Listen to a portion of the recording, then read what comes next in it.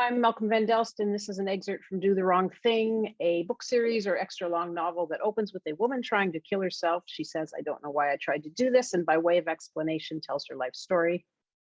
We're still in the opening of book 3, whose working title is Shiny Pretty Gothic.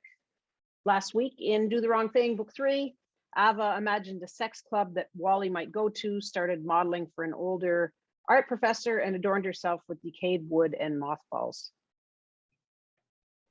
Hair pulled back in a tight ponytail, I'm wearing the red lipstick. I take a seat on the crowded metro, a single seat at the back of the car. I'm sad. What else is new? Though this time it's probably only hunger and bashfulness about the lipstick. A guy in the next car over, standing with one hand up on a rail, tall and thin, with prominent cheekbones like a model and a graceful, controlled poise. He smiles with soft, liquid eyes.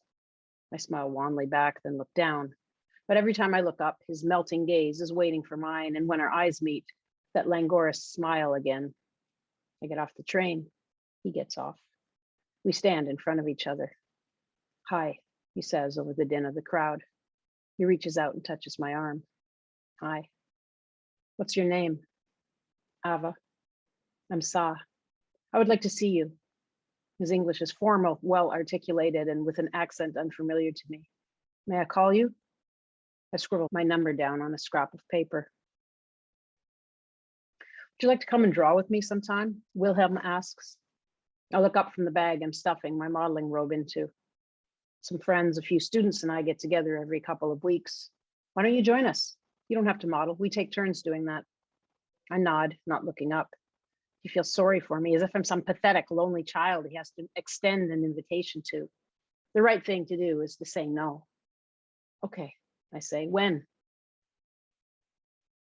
Sa and I have functional sex in my room during the day. He's a martial arts star in Sierra Leone, he says. His dad owns a diamond mine. Here he's studying business at one of those private commercial colleges that nobody I know would go to unless their marks were so bad they couldn't get in anywhere else. Sa's apartment is a few blocks from mine. Small, sweltering, and dark. When we go over, his roommate is on the floor watching football. My mom would like this place. Modern and beige, with a big TV and Zeller's lamps. In the studio, Wilhelm strips down to his Fruit of the Looms, laughing and joking with his students and friends. I've never seen him this relaxed. He stands with one hand on a ladder and smirks as we draw his thick body. He comes around to see what I've done, smiling but not saying anything. I don't dare look at anyone else's work. If they're not professional artists, they're students who at the very least have submitted portfolios to university art departments and been deemed worthy of education and instruction. Me? I have no clue what I'm doing. I know I shouldn't have come. "Would you like to be my wife?" Sa asks. We're in my bed in the afternoon. We almost always meet during the day. "A first wife has many privileges," he continues. "My father is progressive. He didn't want my sisters to have that operation where they cut off the clitoris." And I say, "Yes, the clitoris. My grandmother stole my sisters away and made them have the operation at night. I would not allow our daughters to have it," he says. "I will protect my daughters from my grandmothers." He says this with a quiet pride, like I should be impressed, but I don't understand anything. A guy I barely know, a guy I feel nothing for, is asking me to marry him. And then I'll be first wife of presumably many. I stop returning his calls. When I arrive at Wilhelm's studio for a modeling session, he hands me a paper. "What's this?" I ask. "An application form for Affinitas art program," he smiles. "You'll get in." The next chapter, thrashing blindly amongst the Goths. I can't believe I'm here. I read about this bar in magazines in Birmingham. Only the coolest, hippest, most in-the-know people go to it. "You have to meet Emmett," Beth had said. "He's working tonight at Fantastique. Let's go." Emmett takes my money at the door, or more accurately, at the wicket at the top of the stairs. "Hi, Emmett," trills Bill when she sees him. "Hi, Beth," he trills back. Emmett wears a long black robe and a shawl made from thick black twine that resembles a human-sized spider web. He's tall, thin, with that gorgeous blue-black hair that only some people have, cut above his shoulders. White makeup covers his face, though his eyes are ringed and black. His lips are black. He looks into my eyes when I give him my money. It's like Cupid's dark blue arrow. Later, he dances. He holds the shawl web away from his body and swoops and dives with outstretched arms. He stares directly at people if he looks at them at all. Still, he never smiles. Wow. Oh, wow. He's black. Like not African, but black in his heart and emotions or something. He's pale. Well, it's hard to tell because of the makeup. No, he's pale. His arms are pale. I try not to follow him with my eyes, but he knows I'm doing it. He knows everyone is. I feel like a tourist at Hick in my rusty orange suede jacket and black and white t-shirt. Black is the color of this club.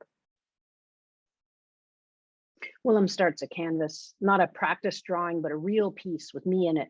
I'll be on his wall with the other life-size figures soon. Will I be in a gallery show? I don't want to think about it. That might jinx it. God, do I want to be in a gallery show?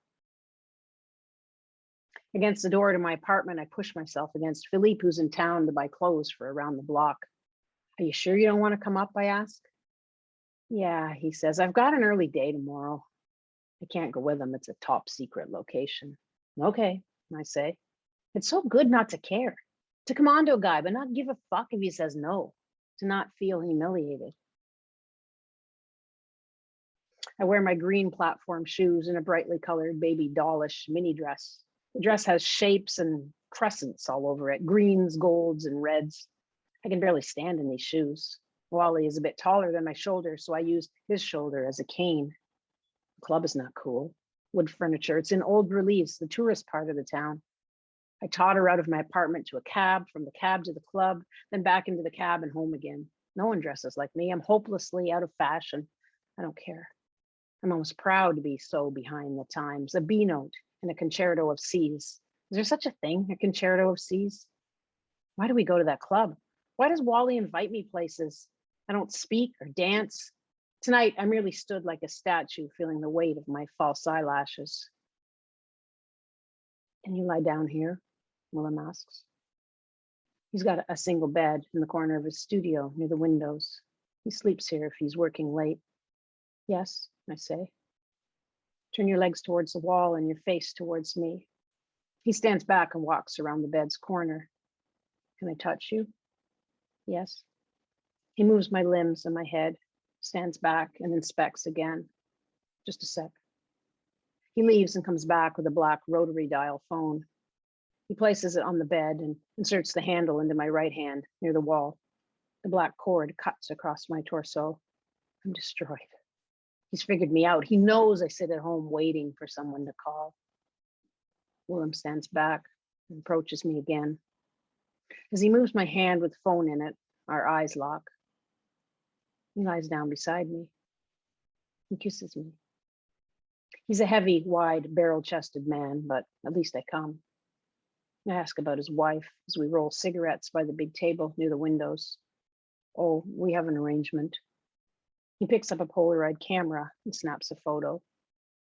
I watch as a woman with wild hair appears. Her head is tilted down towards the cigarette she's rolling, but she peers up at the camera. She doesn't trust the photographer. Thin and pale, her nipples are tight and dark. She's also cold. Willem pulls out his wallet, but I shake my head. We didn't do any work, I say. He smiles. Take it. You need it more than I do.